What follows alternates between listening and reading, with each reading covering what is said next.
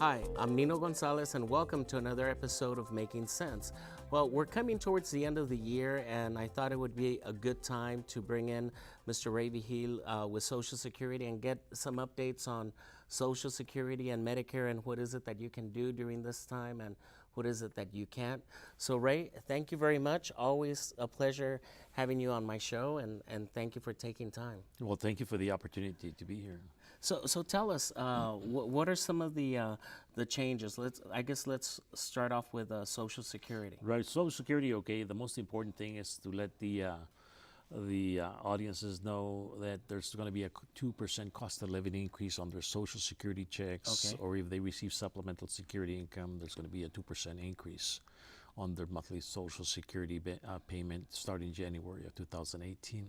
Is this one of the first increases that we've had in a while? No, or- we had an increase last year. Okay. I think it was less than 2%. I believe it was a 1.5 or 1.7%. Okay. But this is the first time that we have 2% in quite a few years. All right. Okay. So a little bit more of a benefit on that Social A Security. little bit check. more, a little bit more of the benefit. Of course, we still haven't heard from Medicare as to what's going to be the premium changes Right. for the Medicare. And do the Medicare premium usually go up every year? If there's an adjustment in the cost of living because of the consumer price index Right. allows Social Security to actually increase the Social Security benefits, typically there is an increase on the Medicare premiums. And if you're receiving Social Security and also are on Medicare, that premium comes directly out of your Social Security benefit, That correct? is correct, yes. And of course, we have individuals that are 65 years of age or older and they're still working and they're covered through their employer group health plan. Those people, if they option not to take Part B Medicare, of course, they don't have to pay the Part B premium. Right. There's individuals that work for different entities, such as El Paso Community College or the El Paso school districts. If they option to take Medicare at 65 years of age and they're not receiving a Social Security benefit because they don't have the necessary credits, of course, Medicare will bill them on a quarterly basis. Okay.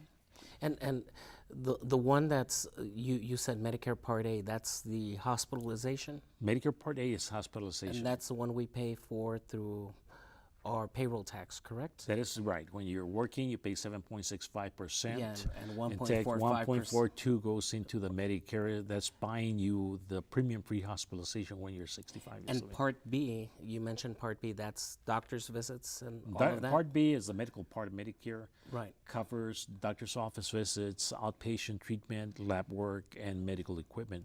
Durable medical equipment such as your wheelchairs, your walkers, your oxygen, your hospital beds. And all Okay, that. all right. Well, so what other changes are we expecting from Social Security? As far as Social Security, of course, with the 2% cost of living increase, it changes the allowables as to what individuals actually allowed to earn and still collect their Social Security Right. benefit. One of the things that does change is the amount of the limit as to the amount of earnings that an individual can earn on a yearly basis and not pay taxes after they earn that amount. And how much is that limit? That limit went up to $128,700. Okay. So if you earn more than that in 2018, you won't pay the Social Security tax. The 6.2%. The 6.2%, but you will still pay the Medicare Yeah, because tax. Medicare has no limit. It has no limit. That is correct. And that's one of the things, especially like when I teach a payroll class or my accounting class, is sort of difficult for students to comprehend the limit Right. because your Social Security benefits are capped Right. at a certain amount. So if you're earning $1 million, your Social Security benefits are not going to be based on $1 million. It's going to be based on the capped amount, correct? That is correct, yeah.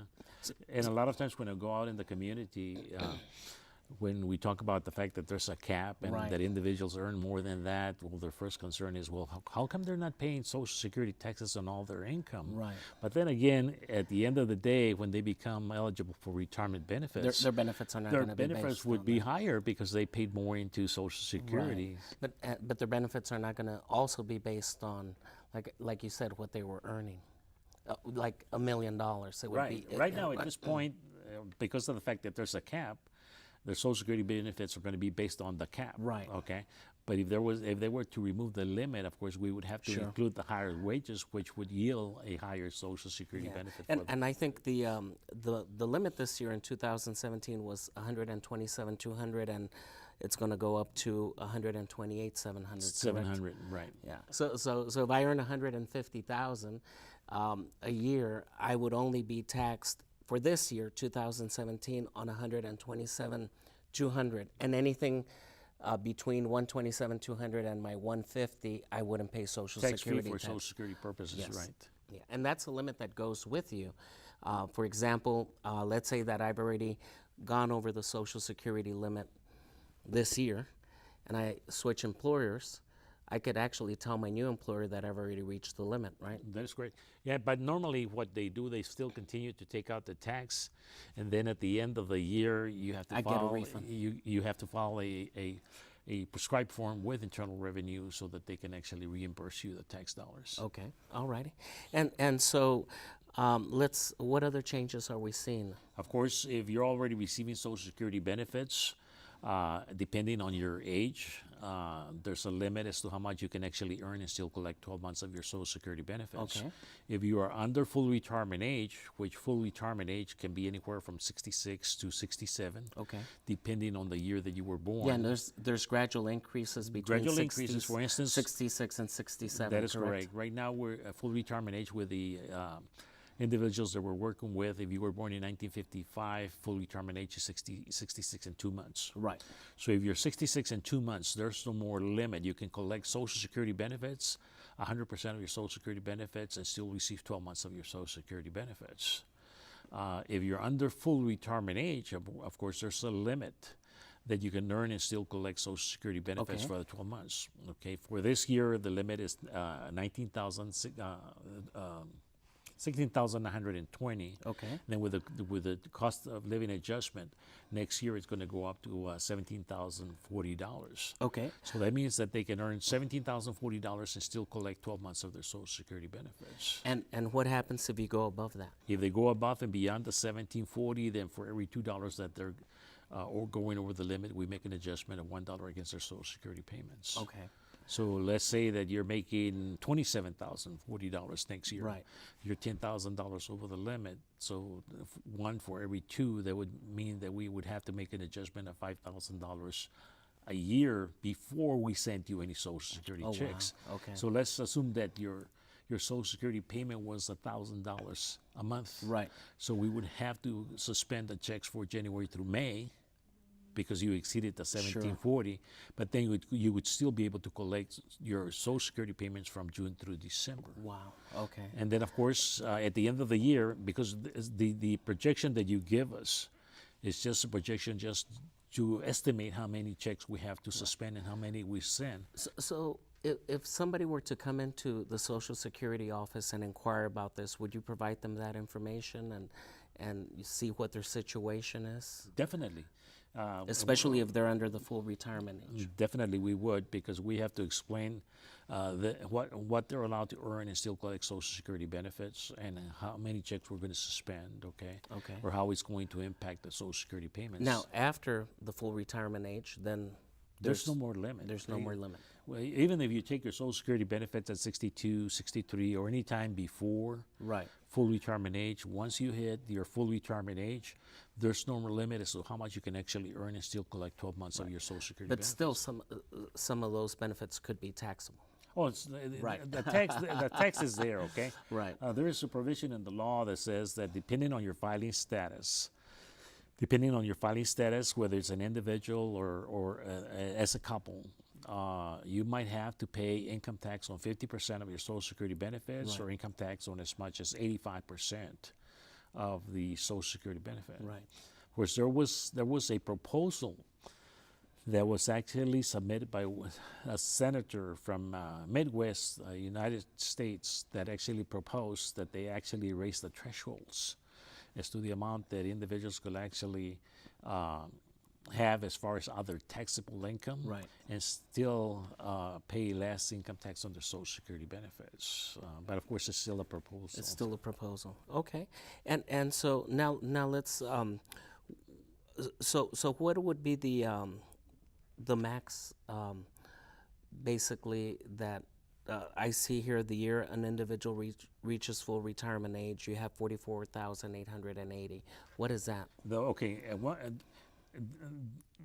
The year that you turn full, if you're working, Right. okay, the year that you turn full retirement age, we allow you to earn more than the amount that we actually described before, the $17,040. Correct.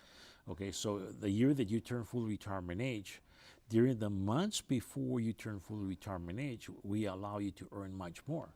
Oh, wow. For instance, this year, the amount was $44,880. For next year, with the cost of living adjustment, it's going to be $45,360. So let's assume that I'm working for El Paso Community College. Right.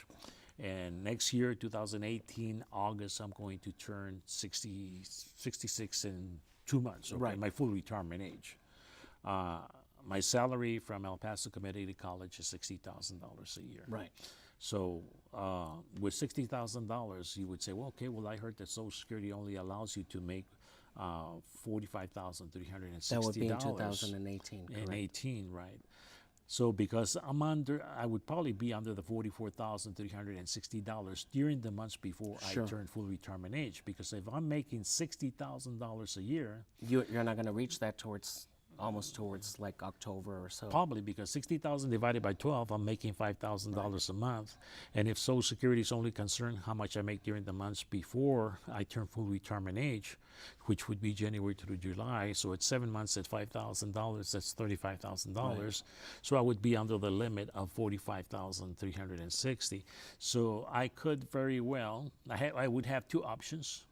One option is to wait till I was full retirement age to start collecting my Social Security benefits at 100%, or in January, I would recognize that Social Security would allow me to take a small cut in my Social Security payment, a percentage reduction because I'm not full retirement age, but I could still collect 12 months of Social Security benefits even though I earn $60,000 a year. Now you also, you mentioned right now that assuming you're an employee of El Paso Community College, now, as teachers for the school districts or people that might work at UTEP, Texas Tech, here at the college, we don't contribute into the Social Security system, right? We don't. Well, there's different entities, Right. okay, that don't participate or pay into Social Security because they have their own pension plan. Right. One, of course, is El Paso Community College.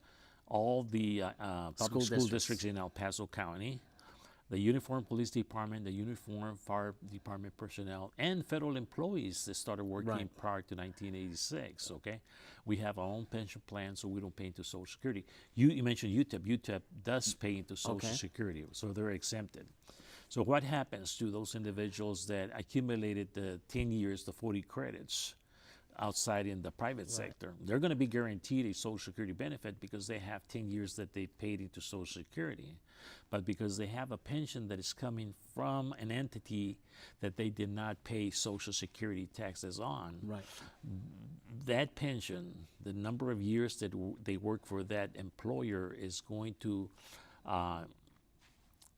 cause us to use a modified formula to figure your Social Security benefit, which is called the windfall elimination provision, okay?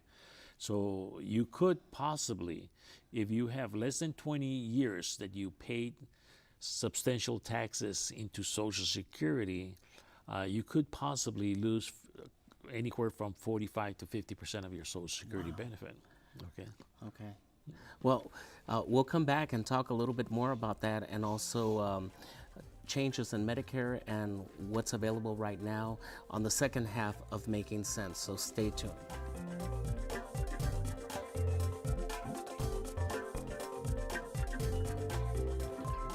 Welcome to the second half of Making Sense, and I'm talking to Ray Vigil with the Social Security Administration. And we were talking about something that I think a lot of employees here at the college, and especially like teachers with the school districts, are interested in. And we were discussing that windfall provision. Right. And I've heard some people talk about it. Well, I'm being penalized.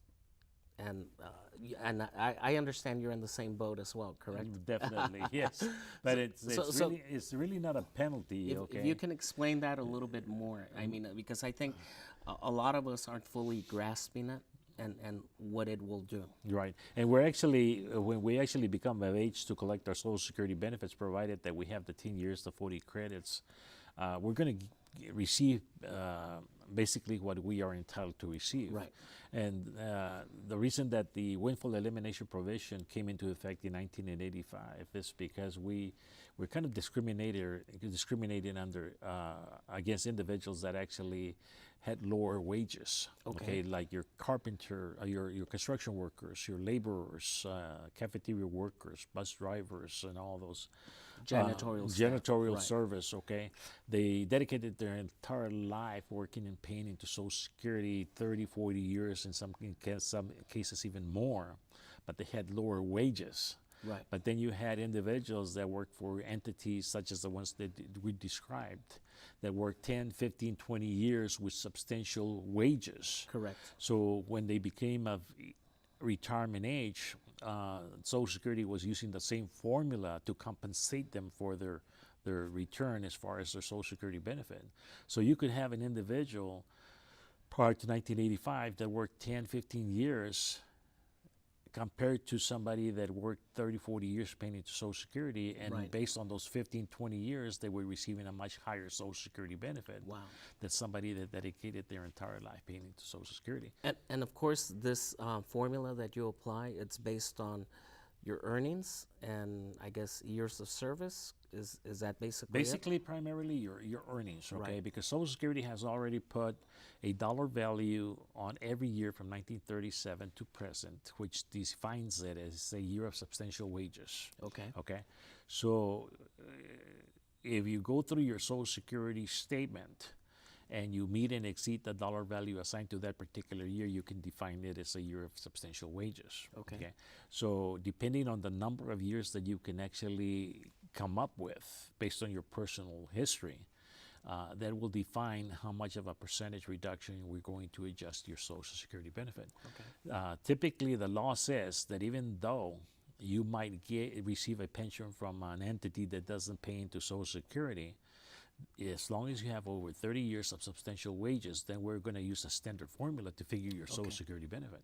But if you have less than 30 years, then depending on the number of years, the percentage factor that we're going to use to figure your Social Security benefit is going to be anywhere from 40% to 85%, depending on the number of years. Right. So the closer you get to 30 years, the higher your Social Security benefit. And a lot of individuals actually do work for entities such as ours, and they retire. They start collecting their pension from that particular entity. Right.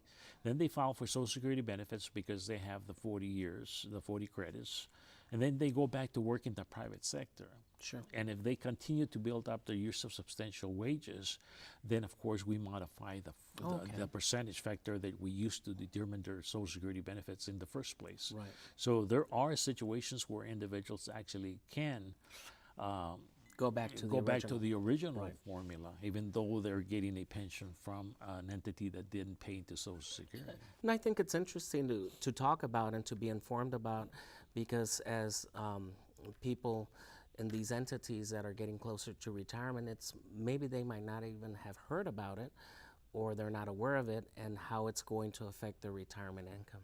Definitely, yeah. And nowadays, we have a lot of individuals that are reaching 65, 66 years of age, and they want to continue working, okay? Sure. Life expectancy has increased. Right. Individuals are actually postponing their Social Security benefits until beyond their full retirement age. Right.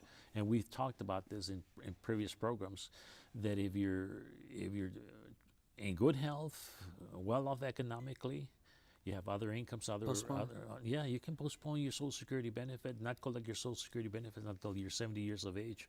And for every year that you postpone your Social Security benefit, your benefit can actually grow by 8%, which is a growth that is not guaranteed. Quite a bit, right? Yeah. For instance, if your full retirement age is 66, you can actually, and you wait till 70, you can actually get 132%. Wow. Or if your full retirement age is 67 and you wait till you're 70, you get 124%. You can talk to any financial advisor, Sure, and and I'm sure you're aware of it.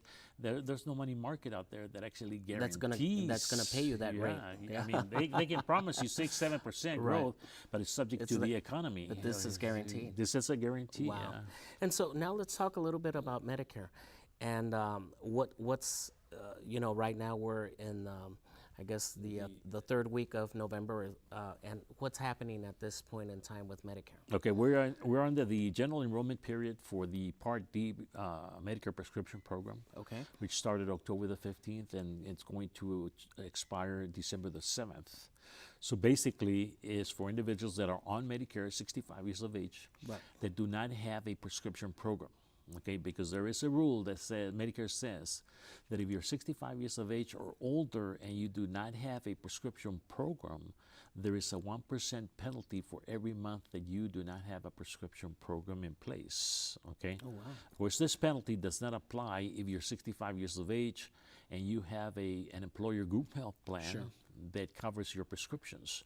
Whether you're an active employee or a retiree, okay, and your plan has told you that their prescription program is as good as or better than what Medicare offers. In other words, it provides you with equitable coverage, okay?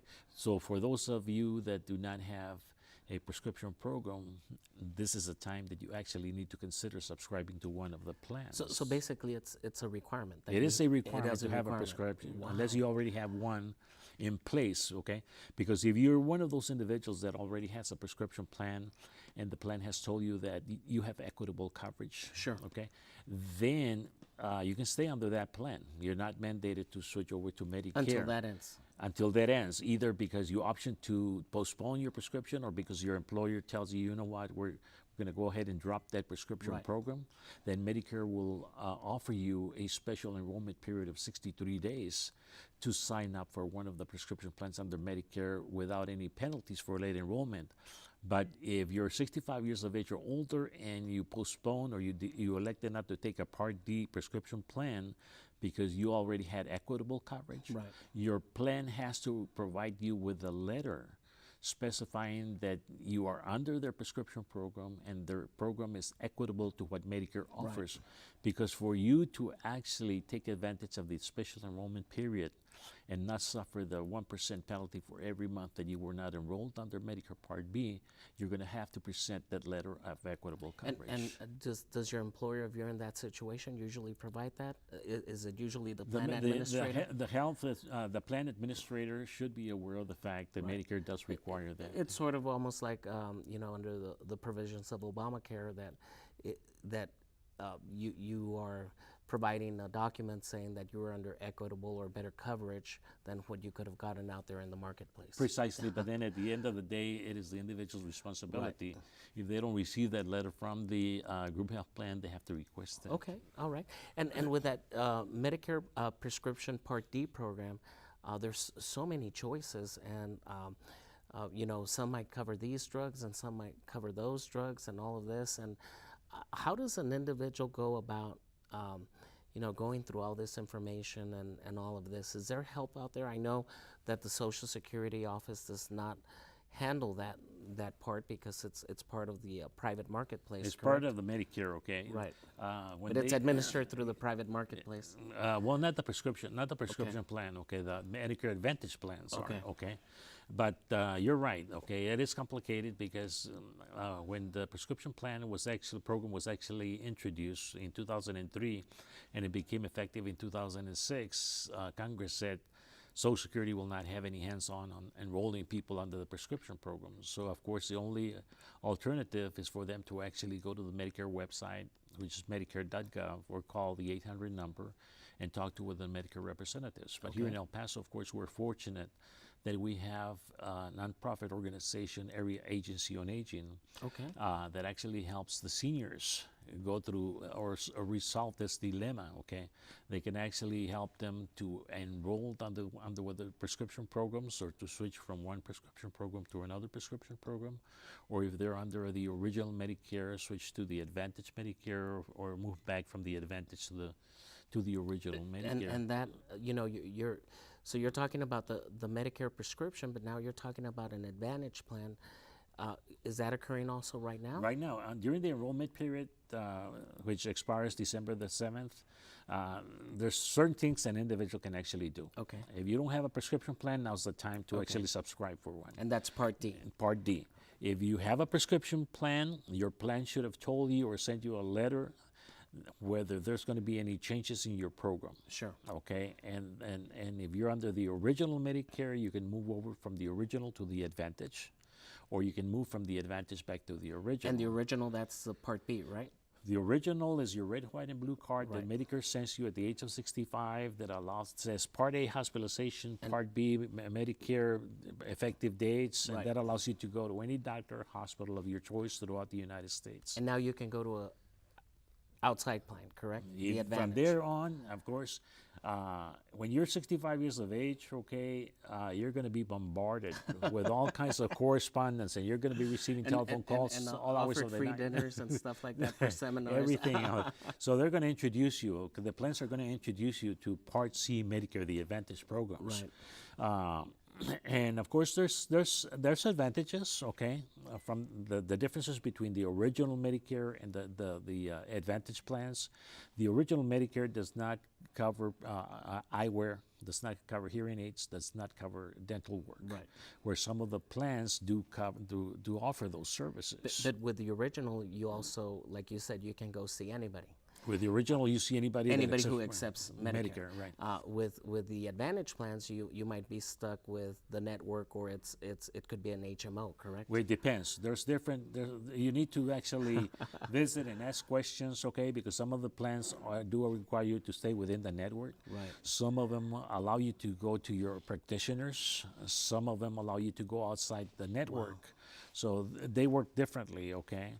One of the other advantages from comparing the original to the Advantage plans is that under the original Medicare program, you have to pay a separate premium for the Part D, the prescription coverage, Right. which could be anywhere from $17 to $170, depending on the coverage that you elect.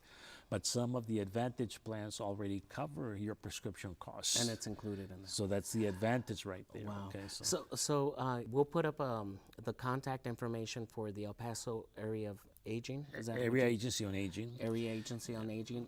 So in case senior citizens need help going through all of this, and sometimes they don't want to do anything because they want to stay where they're at. But sometimes it could be cost beneficial to them, and there could be some savings or better benefits. Definitely, yeah.